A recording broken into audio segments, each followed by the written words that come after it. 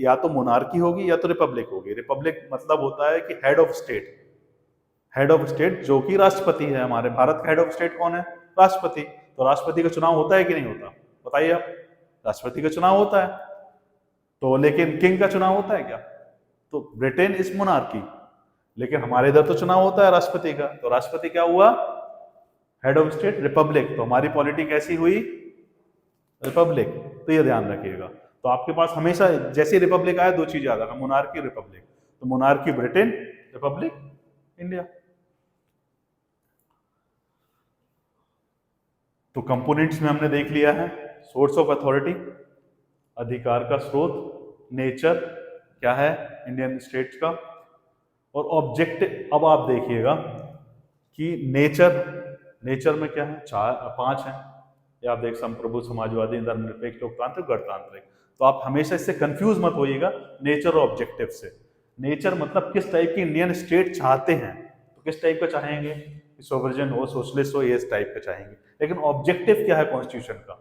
Constitution का object क्या है? जस्टिस, लिबर्टी, इक्वालिटी, फेटर्निटी, कि लोगों को न्याय मिले, स्वतंत्रता मिले, समता मिला, बंधुता रहे देश में।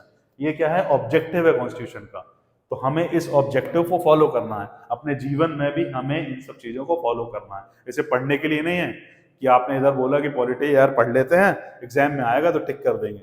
ये सब चीजें जरूरी हैं एक कंट्री को रन करने के लिए। आप फॉर एग्जाम्पल आप ये देख लीजिए, चलो अब किसी पे भी हाथ रख लेते हैं, इक्वलिटी रख कर देते हैं। आप ये सोचिए कि इक्वलिटी नहीं है इधर, जस्टिस है, लिबर्टी, फेटर्निटी है, इक्वलिटी नहीं है। बिना इक्वलिटी के देश चल सकता है क्या? चल जाएगा, लेकिन ज्यादा दिन तक नहीं। कहीं लोगों को बराबरी ही नहीं मिलेगी तो देश कैसे चलेगा? डिस्क्रिमिनेट होंगे लोग। कहीं आप चलो इक्वलिटी अलग कर देते, अब आप चलो इक्वलिटी मान लेते हैं, फेटर्निटी को अलग कर दीजिए आप इधर से। अब बोलोगे यार ठीक है, जस्टिस, न्याय जरूरी है, ठीक है मान लिया हमने। बोले स्वतंत्रता जरूरी है जीवन में, ये भी ठीक है मान लिया। समता भी जरूरी है, बोले इसका क्या करे बंधुत्व का, इससे कौन सा देश चल रहा है? कहीं यही नहीं हुआ तो देश फ्रेगमेंट हो जाता है, डिसइंटीग्रेट हो जाता है, यूनिटी नहीं होती देश में। तो बाहरी ताकत देश पे हानि पहुंचाती है, इसलिए फ्रेटर्निटी जरूरी है। तो अब हम देखते हैं ऑब्जेक्टिव, संविधान के उद्देश्य। उद्देश्य में क्या देखेंगे? पहला जस्टिस। अब idea of justice, idea of justice inspired from Russian revolution. कहां से लिया गया? रूस की क्रांति से इसकी वैल्यू। तो ये अब इसको देखेंगे, कभी आएगा क्वेश्चन भी आते हैं कि जस्टिस कहाँ से इंस्पायर्ड है। Justice, idea of justice inspired from Russian revolution. तो जस्टिस क्या होता है? न्याय। न्याय जरूरी है, बिल्कुल जरूरी है। कितने प्रकार का न्याय होता है भी हम जानेंगे, कितने प्रकार का न्याय होता है। अब बोले न्याय तो हम एक ही सुने हैं कि यार न्याय मतलब ठीक है वही प्रशासन और सब चीज। न्याय, न्याय सिर्फ प्रशासन, सिर्फ उसके लिए नहीं है कि न्याय तीन प्रकार से न्याय को बांटा गया है। सोशल, सामाजिक तौर पे न्याय मिल रहा है कि नहीं। इकोनॉमिक, इकोनॉमिक तौर पे आपको न्याय मिल रहा है कि नहीं। और एक और पॉलिटिकल, राजनीतिक। तो सामाजिक न्याय क्या होता है? सामाजिक न्याय, सोशल जस्टिस, कि जहां किसी को भी, किसी भी इंडिविजुअल व्यक्ति विशेष को उसके धर्म, religion, race, caste, place of birth पे उसे डिस्क्रिमिनेट ना किया जाए, भेदभाव ना किया जाए कि वो किस धर्म जाति का है, किस सामाजिक स्तर का है, उस पर आप उसको वो नहीं करेंगे। तो ये न्याय होता है। अब होता है एक इकोनॉमिक जस्टिस। क्या होता है कि इकोनॉमी किस आधार पे, कि कोई बड़ा आदमी, कोई रिच है, पुअर है, गरीब है या नहीं है, उस आधार पे आप उसको डिस्क्रिमिनेट ना करें। और जो इनकम गैप है, जो बहुत गैप है ना, तो उसको कम करना है। जो बहुत ज्यादा रिच होते जा रहे हैं, गरीब बहुत गरीब होते जा रहा है, उसको भी हमें कम करना है। तो इसलिए डिस्ट्रीब्यूट करना है हमें। तो इसलिए डिस्ट्रीब्यूट करना है, इसलिए सोशल और इकोनॉमिकल जस्टिस को मिला के होता है डिस्ट्रीब्यूटिव जस्टिस। जब हम ये चीजें रहेंगी तो आप डिस्ट्रीब्यूटिव, तो एक क्वेश्चन आ सकता है कि डिस्ट्रीब्यूटिव जस्टिस क्या होता है। आप देखेंगे यार इसमें कहीं नहीं लिखा डिस्ट्रीब्यूटिव जस्टिस। आप बोलेंगे मां साहब ने तो पढ़ाया नहीं था। जब पढ़ाया नहीं तो आया कहां से? मतलब ये तो यार तो दिक्कत है। इसलिए डिस्ट्रीब्यूटिव जस्टिस के बारे में आप जानेंगे, वो होता है सामाजिक और आर्थिक न्याय को मिला के बनता है डिस्ट्रीब्यूटिव जस्टिस। अब तीसरा है राजनीतिक न्याय, पॉलिटिकल जस्टिस। पॉलिटिकल जस्टिस क्या होता है? बोले यार बाकी तो हमने माना कि सोशल जरूरी है, इकोनॉमिकल जरूरी है, पॉलिटिकल जरूरी मतलब पॉलिटिकल ना भी हो तो कोई फर्क नहीं पड़ेगा। आप ये सोच सकते हो, कहीं आपको मतलब मैंने वोट नहीं दी तो क्या ही फर्क पड़ेगा, कहीं मैं नहीं चुनाव में लड़ा तो क्या होगा, कहीं आप नहीं करोगे तो ये पावर कहाँ से मिलेगी। इसलिए पॉलिटिकल बहुत जरूरी है। जिस देश में लोग पॉलिटिकल अवेयर नहीं होते हैं उधर डिक्टोरियल टेंडेंसी आती है, उधर डिक्टेटर पैदा होता है, उधर जर्मनी जैसा हाल होता है। इसलिए बहुत जरूरी है आप पॉलिटिकली एक्टिव रहें। इसलिए हम क्या पढ़ रहे हैं? संविधान।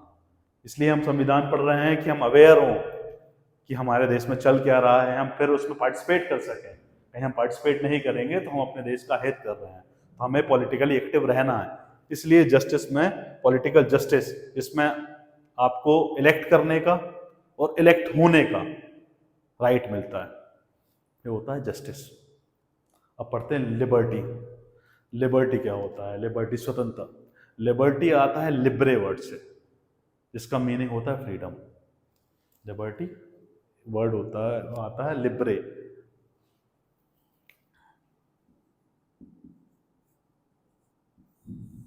इसका मतलब होता है फ्रीडम। तो liberty, liberty of thought, expression, belief, faith और वर्शिप। तो हमें लिबर्टी, न्याय, स्वतंत्रता क्यों जरूरी है? कहीं हम स्वतंत्र रहेंगे, हमारी लिबर्टी रहेगी तो हम अपने आप को एक पर्सनल डेवलप कर पाएंगे। कोई भी इंडिविजुअल जिसे फ्रीडम नहीं है वो अपना ट्रू पोटेंशियल अचीव नहीं कर सकता। कहीं मुझे फ्रीडम ना हो कि मेरे हाथ बांध दिए जाएं और बोले क्लास में पढ़ाया जाए, तो मैं शायद तक अपने आप को एक्सप्रेस नहीं कर पाऊंगा। तो इसलिए हर किसी को फ्रीडम, फ्रीडम लिबर्टी दी जाती है कि जिसमें वो अपने आप को पर्सनल डेवलप कर सके, अपने जीवन को एक अच्छे स्तर पर ले जा सके। कहीं वो अपने जीवन में अच्छा कर रहा है तो वो देश को आगे बढ़ा रहा है, इसलिए लिबर्टी जरूरी है। लिबर्टी आपने इधर देखो को जस्टिस, जस्टिस की कितने प्रकार, कितने टाइप में दिया गया है? 3 टाइप में दिया गया है। कौन कौन से? सोशल, इकोनॉमिकल और पॉलिटिकल। 3 टाइप की जस्टिस हो गए, जिसको हम बोले सामाजिक, आर्थिक और राजनीतिक। फिर लिबर्टी, लिबर्टी 5 टाइप में दी गई है। तो कभी क्वेश्चन आ जाता है तो आपको पता होना चाहिए liberty of thought, expression, belief, faith and worship, 5 type में फ्रीडम इन चीज। अब बोलो यार लिबर्टी है तो मतलब हम कुछ भी कर सकते हैं? नहीं भाई, ऐसा नहीं कर सकते। विथ रीजनेबल रिस्ट्रिक्शन लिबर्टी आएगी, फ्रीडम मिलेगा आपको, लेकिन पब्लिक लॉ एंड ऑर्डर नहीं बिगड़ना चाहिए, आप किसी का अनहित ना हो, तो उसमें liberty with reasonable restriction liberty is available in our country. हमारे देश में लिबर्टी है, स्वतंत्रता है, बट रीजनेबल रिस्ट्रिक्शन के साथ। तो हम देख लिया, जस्टिस देख लिया हमने, लिबर्टी देख लिया। इक्वालिटी अभी हमने देखा था, इक्वालिटी क्यों जरूरी है अभी हमने समझाया था आपको। तो इक्वालिटी किस चीज में? Equality of status and opportunity. Opportunity कैसे? कहीं सबको समान अवसर नहीं मिलेंगे, और अवसर ही नहीं मिलेंगे तो वो जीवन में कैसे अच्छा करेगा। तो किसी भी देश के अच्छे प्रोग्रेस करने के लिए उसके उसके लोगों को, उसके सिटीजन्स को इक्वालिटी मिलना जरूरी है, स्टेटस की भी और अपॉर्चुनिटीज भी मिलना चाहिए कि वो अपने अपने जीवन में कुछ अच्छा कर सके। आप किसी को वंचित नहीं कर सकते हैं बिना अपॉर्चुनिटी दिए।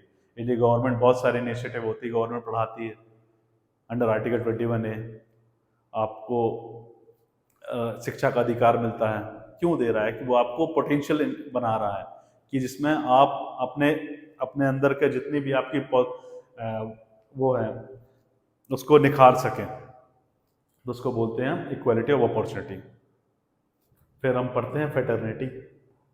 फेटर्निटी क्यों जरूरी है? अभी हमने आप पहले ही जब हम इसके बारे में बता रहे थे, ऑब्जेक्टिव बता रहे थे, हमने समझाया था फेटर्निटी कंट्री की यूनिटी के और इंटीग्रिटी के लिए जरूरी है। कहीं फेटर्निटी बंधुत्व रहेगा देश में, हमारी कंट्री एकजुट भी रहेगी, इसलिए फेटर्निटी बहुत जरूरी है।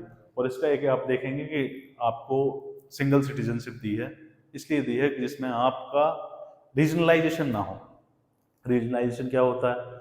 कि मतलब कि आपके रीजन की एक आइडेंटिटी हो। बोलो यार मैं मध्य प्रदेश का हूँ, मैं राजस्थान का हूँ, मैं राजस्थान की सिटीजनशिप लिया हूँ, मैं मध्य प्रदेश के लिए, तो इसमें क्या है, यूनिटी नहीं होगी। हमारे यूनिटी बहुत जरूरी है, इसलिए हमने सिंगल सिटीजनशिप दिया। हमारे में पॉलिटी में सिंगल सिटीजनशिप, इसलिए फ्रेटर्निटी एक देश को चलने के लिए बंधुत्व बहुत जरूरी है, तो हमें ये बना के रखना है। तो हमने क्या देखा कंपोनेंट्स में? Source of authority, nature of Indian state, state का मतलब देखा, समझे आप, 4 कंपोनेंट होते हैं स्टेट में।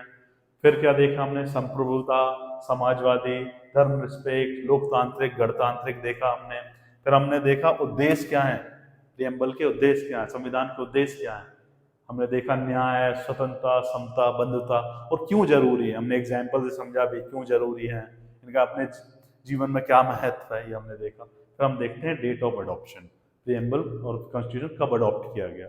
26 नवंबर 1949, 26 नवंबर 1949 को। अब आप देखेंगे कि जैसे ये कॉन्स्टिट्यूशन की किताब है, ये देखेंगे कॉन्स्टिट्यूशन किताब, इसमें मैं आपको थोड़ा सा पढ़ के बताता हूँ आखिरी line. In our constituent assembly this 26th day of November 1949 do hereby adopt, enact and give to ourselves this constitution. Give to ourselves this constitution. हम अपने आप को एक कॉन्स्टिट्यूशन देते हैं। तो ये कहाँ दिखा है? प्रियम्बल में दिया है।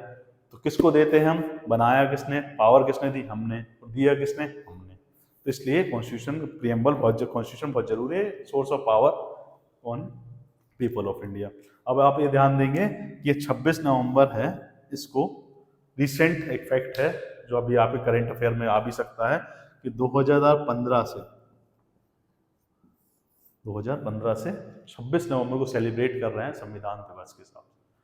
तो संविधान दिवस कब मनाया जाता है? 26 नवंबर को। और कब स्टार्ट हुआ? ये स्टार्ट हुआ है 2015 में। तो आप ये चीज समझेंगे कि आपको याद रखना है 2015 में अभी हमने देखा कि सोशलिस्ट सेकुलर इंटीग्रिटी कब जुड़ा गया? 42वें कॉन्स्टिट्यूशन अमेंडमेंट में।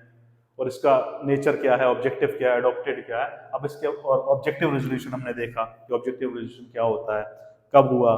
13 दिसंबर 1946 में। अडॉप्ट कब किया? 22 जनवरी 1947 में। तो हमने ये सब देखा।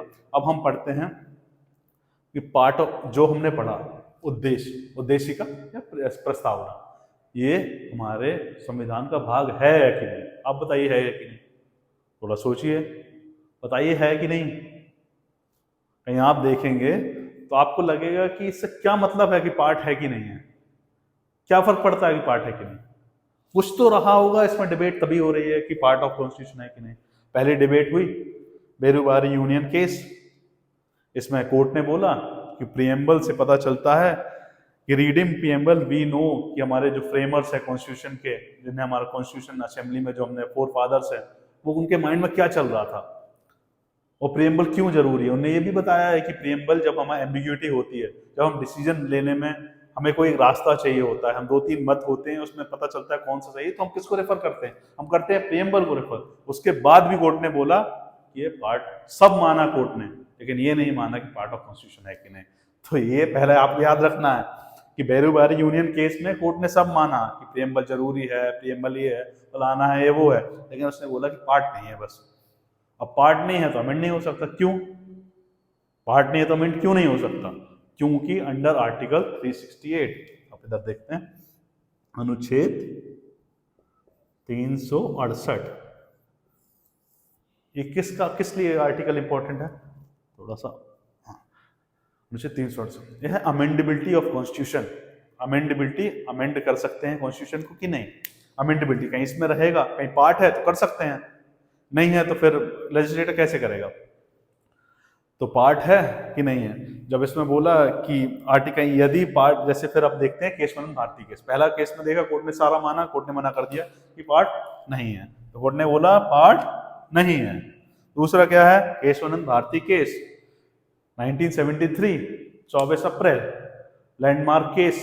ये आपको याद रखना है, बहुत ध्यान से याद रखना है कि ये मतलब अत्यधिक इंपॉर्टेंट है। इसको मतलब इसको मैं तो बादल ही बना दे रहा हूं। इसको क्या बना दे रहा हूं? बादल। बादल समझो इसको आप, मतलब ये तो दिमाग पे रहे ही कि मतलब दिखे ही, जब बाहर निकलो तो बोलो केशवानंद भारती केस। कब आया था? 1973 में। क्यों है? इंपॉर्टेंट जजमेंट है, बहुत इंपॉर्टेंट जजमेंट है इसके बारे में। इसमें आया था बेसिक स्ट्रक्चर, बेसिक स्ट्रक्चर का जो डॉक्ट्रिन ऑफ बेसिक स्ट्रक्चर आप पढ़ते हैं, आपने सुना होगा कहीं, आपने पॉलिटी थोड़ी भी पढ़ी है, या तो स्कूल में थोड़ा भी ध्यान दिया या तो नॉर्मल आप अवेयर है, तो आप जानते होंगे डॉक्ट्रिन ऑफ बेसिक स्ट्रक्चर क्या है। तो डॉक्ट्रिन ऑफ बेसिक स्ट्रक्चर आया कहाँ से? इधर से। इसमें क्या बोला कोर्ट ने? इसमें बोला, केशवानंद भारती ने बोला कि preamble is a part of constitution. तो फिर उसने बोला कि अब पार्ट है तो बता अमेंड हो सकता है। अमेंड हो सकता है तो अब लेजिस्लेचर जो लॉ बनाते हैं उन्होंने बोला यार मजा आ गया, अब तो अमेंड हो सकता है, हम अपने हिसाब से अमेंड कर सकते हैं। उन्होंने बोला रुको भाई, अमेंड हो सकता है लेकिन बेसिक स्ट्रक्चर, मूलभूत ढांचे में कोई वो परिवर्तन नहीं होना चाहिए। आप कर सकते हो, जैसे ये क्लासरूम है, मैंने बोला कि यार आप इधर उधर बैठ जाइए, तुम इधर बैठ जाओ, तुम उधर बैठ जाओ, लेकिन अब ये नहीं है कि क्लास के बाहर डेस्क बाहर लगा लो। आप इधर उधर कर सकते हो आप, लेकिन मूलभूत ढांचे में परिवर्तन नहीं करोगे। बाकी आपको जैसे एडजस्ट होना है वैसे एडजस्ट हो जाओ। वैसे ही प्रीएम्बल केशवानंद भारती केस में डॉक्ट्रिन ऑफ बेसिक स्ट्रक्चर आया। तो अच्छा लेजिस्लेशन ने पूछा अच्छा ऐसा है, तो उसने फिर लेजिस्लेशन ने पूछा भी होगा यार बेसिक स्ट्रक्चर होता क्या है, ये तो बता ही दो, डेफिनेशन ही दे दो हमें कि मतलब ये चीजें बेसिक स्ट्रक्चर है बाकी नहीं है। बोला कि हम बताएंगे, लेकिन वक्त तक तो आते बताते हैं। तो धीमे धीमे जैसे आपने देखा होगा राइट टू लाइफ बेसिक वो है, तो बहुत सारी चीज धीमे धीमे जुड़ती गई बेसिक स्ट्रक्चर में, कि आर्टिकल ये जुड़ गया, सारी चीज एक साथ नहीं बताया, उसने लिस्ट नहीं दे दी कि यार ये बेसिक स्ट्रक्चर है, ये नहीं है, इसको आप कर सकते हो, इसको नहीं कर सकते। तो ये समय के अनुसार कोर्ट इंटरप्रेट करता है और वो उसको बताता है कि पार्ट ऑफ कॉन्स्टिट्यूशन है, बेसिक स्ट्रक्चर है कि नहीं। और तीसरा देखते हैं अपन LIC India case. LIC India case 1995 में आया था। तो उसने कोर्ट ने, सुप्रीम कोर्ट बहुत बढ़िया बात की, उन्होंने बोला कि preamble is integral part of India, integral part of constitution, बहुत महत्वपूर्ण पार्ट है कॉन्स्टिट्यूशन का। तो ये डिबेट अभी खत्म हो चुकी है। अब डिबेट में मतलब ये है कि प्रीएम्बल पार्ट है कॉन्स्टिट्यूशन का, इसमें अमेंडेबिलिटी कॉन्स्टिट्यूशन का पार्ट है। तो अंडर आर्टिकल 368 अनुच्छेद 368 के अनुसार आप अमेंड कर सकते हो, क्योंकि ये पार्ट है। तो हमने अमेंड कर दिया, जहां हमें मौका मिला तो हमने कर दिया। हमने अर्थात हमारे लेजिस्लेचर ने, जो हमारे इधर लॉ बनाते हैं, MPs MLA MPs जिसने लेजिस्लेट, तो इन्हें क्या अमेंड किया? अमेंड हुआ, इसमें देखते हैं 42nd कॉन्स्टिट्यूशन अमेंडमेंट एक्ट 1976, 42वां संविधान संशोधन अधिनियम 1976। इसमें सोशलिस्ट सेक्युलर इंटीग्रिटी 3 शब्द जोड़े गए।